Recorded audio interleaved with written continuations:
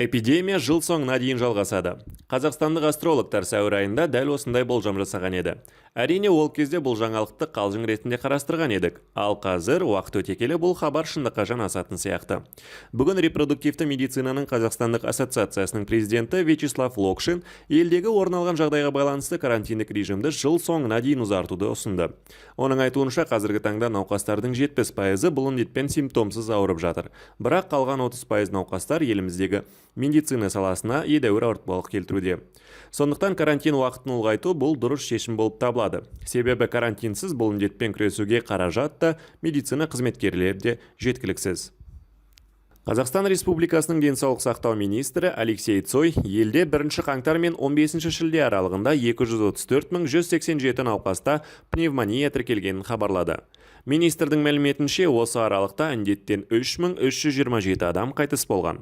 2 шілде күні денсаулық сақтау министрі биыл 1 қаңтар мен 30 маусымда 98.546 адамның пневмонияға шалдыққанын, ал 1772 адамның осы дерттен қайтыс болғанын мәлімдеген.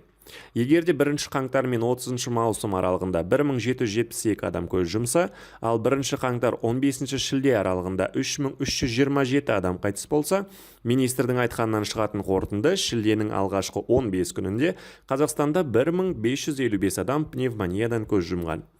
Министрдің сөзіндегі статистика бойынша 1 қаңтар 30 маусым аралығында 98.546 адам пневмониямен ауырған.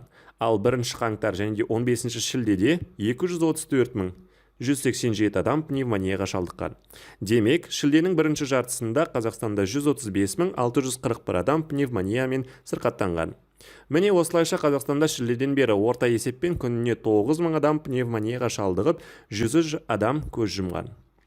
Министр 17 шілде күнгі брифингте Қазақстан билігі 1 тамыздан бастап анализінен коронавирус табылмаған, бірақ клиникалық белгілері бойынша коронавирусқа ұқсас пневмония мен COVID-19 статистикасын бірге есептейтінін жариялады.